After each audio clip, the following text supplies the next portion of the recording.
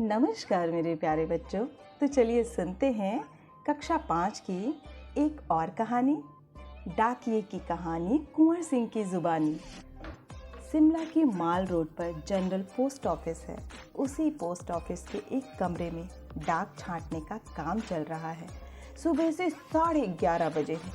खिड़की से गुनगुनी धूप छनकर आ रही है। इस धूप का मज़ा लेते हुए 2 पैकर और 3 महिला डाकिया फटाफट डाक छांटने का काम कर रहे हैं। वहीं पर मैंने सरकार से पुरस्कार पाने वाले डाकिया कंवर सिंह जी से बात की। यही बातचीत आगे दी जा रही है। आपका शुभ नाम? मेरा नाम कंवर सिंह है। मैं हिमाचल प्रदेश के शिमला जिले के नेरवा गांव का निवासी हूं। मेरी उम्र 45 साल है। आपके परिवार में कौन कौन है? उनके बारे में कुछ बताइए। मेरे 4 बच्चे हैं, 3 लड़कियां और 1 लड़का। 2 लड़कियों की शादी हो चुकी है। मेरा एक और बेटा भी था। वह मेरे गांव में एक पहाड़ी से लकड़ियां लाते हुए गिर गया, जिससे उसकी मौत हो गई। आपके बेटे के साथ जो हुआ उसका हमें बहुत दुख है। आपके इलाके में इस तरह की घटनाएं क्या अक्सर होती हैं? जी, ऐसी घटनाओं का होना असाधारण नहीं है। यहाँ हर साल तिरछी ढलानों या ढाकों से घास काटते हुए कई औरतें गिरकर मर जाती हैं। फिर भी यहाँ ऐसे ही रास्तों से चलना पड़ता है, क्योंकि दूसरे कोई रास्ते होते ही नहीं। हमारे गांव में अभी तक बस नहीं पहुँच पाती। हिमाचल में हज़ारों ऐसे गांव हैं जहाँ पैदल चलकर ही पहुँच सकते हैं। फिर आपके बच्चे पढ़ने कैसे जाते हैं? मेरे बच्चे गांव के स्कूल में पढ़ने जाते हैं। स्कूल लगभग 5 किलोमीटर दूर है। मेरी एक लड़की 10वीं तक पढ़ी है, दूसरी 12वीं तक, तीसरी लड़की 12वीं कक्षा में पढ़ रही है। बेटा 10वीं में पढ़ता है। आप जहाँ काम करते हैं वहाँ आपके अलावा और कौन कौन है? क्या आपको डाकिया ही कहकर बुलाते हैं? पहले मैं भारतीय डाक सेवा में ग्रामीण डाक सेवक था। अब मैं पैकर बन गया हूँ, पर हूँ वही नीली वर्दी वाला डाक सेवक।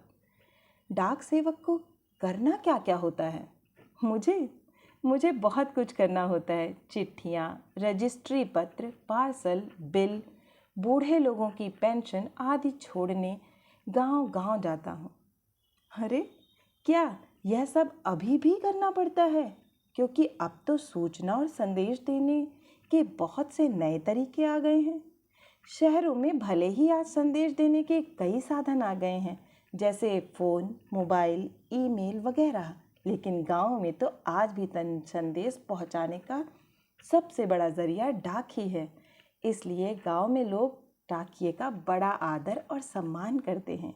अपनी चिट्ठी आदि पाने के लिए डाकिये का इंतज़ार करते हैं। हमने सुना है कि हमारी डाक सेवा दुनिया की सबसे बड़ी डाक सेवा है। यह भला कैसे? सुना तो आपने बिल्कुल ठीक है। हमारे देश की डाक सेवा आज भी दुनिया की सबसे बड़ी डाक सेवा है और सबसे सस्ती भी। केवल 5 रुपये में देश के किसी भी कोने में हम चिट्ठी भेज सकते हैं। पोस्ट कार्ड तो केवल 50 पैसे का ही है, यानी 50 पैसे में भी हम देश के हर कोने में अपना संदेश भेज सकते हैं। आपको अपनी नौकरी में मज़ा तो बहुत आता होगा। मुझे अपनी नौकरी में बहुत अच्छा मज़ा आता है। जब मैं दूर नौकरी करने वाले सिपाही का मनी ऑर्डर लेके उसके घर पहुंचता हूं, तो उसके बूढ़े माँ बाप का खुशी भरा चेहरा देखते ही बनता है। ऐसे ही जब किसी का रजिस्ट्री पत्र पहुंचाता हूं, जिसमें कभी रिज़ल्ट कभी नियुक्ति पत्र होता है, तो लोग बहुत खुश होते हैं। बूढ़े दादा और बूढ़ी नानी तो पेंशन के पैसे मिलने पर बहुत ही खुश होते हैं। 6 महीनों तक वे मेरा इसके लिए इंतज़ार करते हैं। हिमाचल में बूढ़े लोगों को पेंशन हर 6 महीने के बाद इकट्ठी ही दी जाती है। आप क्या शुरू से इसी डाकघर में काम कर रहे हैं? शुरू में तो मैंने लाहौल स्पीति ज़िले में किब्बर गांव में 3 साल तक नौकरी की है। यह हिमाचल का सबसे ऊंचा गांव है। इसके बाद 5 साल तक इसी ज़िले में काजा में और 5 साल तक किन्नौर ज़िले में नौकरी की है। उस वक्त इन गांवों में टेलीफोन नहीं थे। बसें भी सिर्फ मुख्यालयों तक ही जाती थी। अभी भी कई ऐसे गांव हैं जहां ना तो बस जाती है और ना ही वहां टेलीफोन है। ऐसी जगह में ग्रामीण डाक सेवक का बहुत मान किया जाता है। अच्छा, आप पहाड़ी इलाके में रहते हैं, जाहिर है डाक पहुंचाना आसान काम तो नहीं होगा। हाँ, मुश्किलें तो आती ही हैं। जब मैं किन्नौर जिले के मुख्यालय रिकांग पीओ में नौकरी करता था तो सुबह 6 बजे मेरी ड्यूटी शुरू हो जाती थी। मैं 6 बजे सुबह शिमला जाने वाली बस में डाक का बोरा रखता था और रात को 8 बजे शिमला से आने वाली बस से डाक का बोरा उतारता था। पैकर को ये सब काम करने पड़ते हैं। किन्नौर और लाहौर स्पीति हिमाचल प्रदेश के बहुत ठंडे तथा ऊंचे ज़िले हैं। इन ज़िलों में अप्रैल महीने में भी बर्फ़बारी हो जाती है। बर्फ़ में चलते हुए पैरों को ठंड से बचाना पड़ता है, वरना स्नो बाइट हो जाते हैं, जिससे पैर नीले पड़ जाते हैं और उसमें गैंग्रीन हो जाती है, जिससे उंगलियां झड़ सकती हैं। इन ज़िलों में मुझे एक घर से दूसरे घर तक डाक पहुंचाने के लिए लगभग 26 किलोमीटर रोजाना चलना पड़ता था। हिमाचल में एक गांव से दूसरे गांव की दूरी लगभग 4 या 5 किलोमीटर तक होती है। हिमाचल के गांव छोटे छोटे होते हैं। एक गांव में बस 8 से 10 या कभी कभार 6-7 घर ही होते हैं, इसलिए चलना काफ़ी पड़ता है। चलना तो खैर हमारी आदत में ही शामिल हो चुका है। ग्रामीण डाकिये की ज़िंदगी में तो चलना ही चलना है। आपने बताया था कि पहले आप डाक सेवक थे, अब पैकर हैं। इसके आगे भी कोई प्रमोशन है क्या? पैकर के बाद डाकिया बन सकते हैं, बस एक इम्तिहान पास करना पड़ता है। अभी तो काम के हिसाब से हमारा वेतन काफ़ी कम रहता है। सारा दिन कुर्सी पर बैठकर काम करने वाले बाबू का वेतन कहीं ज़्यादा होता है। पैकर का वेतन बाबू के जितना ही हो जाता है। अब तो डाकिये की नौकरी में लगना भी बहुत मुश्किल हो चुका है। हम में से जितने डाकिये रिटायर हो चुके हैं, उनकी जगह नए डाकियों को नहीं रखा जा रहा है।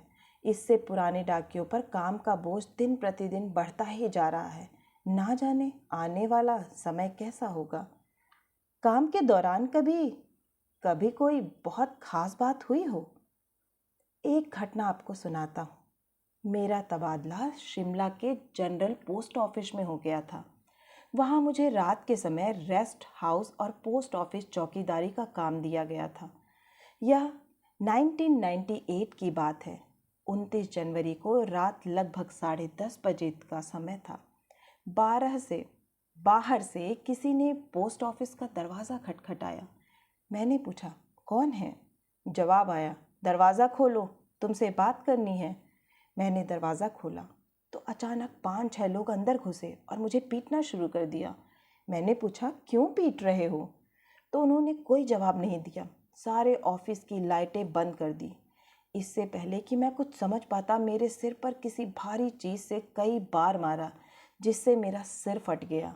मैं लगातार चिल्लाता रहा। उसके बाद मैं बेहोश हो गया और मुझे कुछ भी पता ना चला। अगले दिन जब मुझे होश आया तो मैं शिमला के इंदिरा गांधी मेडिकल कॉलेज के अस्पताल में दाखिल था। सिर में भयंकर दर्द हो रहा था। उन दिनों मेरा 17 साल का बेटा मेरे साथ ही रहता था। उसी से पता चला कि मेरे चिल्लाने की आवाज़ सुनकर लड़का और ऑफिस के दूसरे लोग जो नज़दीक ही रहते थे, दरवाज़ों के शीशे तोड़कर अंदर आए और मुझे अस्पताल पहुंचाया। मेरे सिर पर कई टाँके लगे थे। उसकी वजह से आज भी मेरी एक आँख से दिखाई नहीं देता।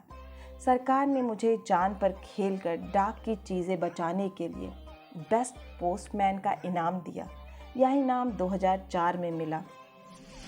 इस इनाम में 500 रुपये और प्रशस्ति पत्र दिया जाता है।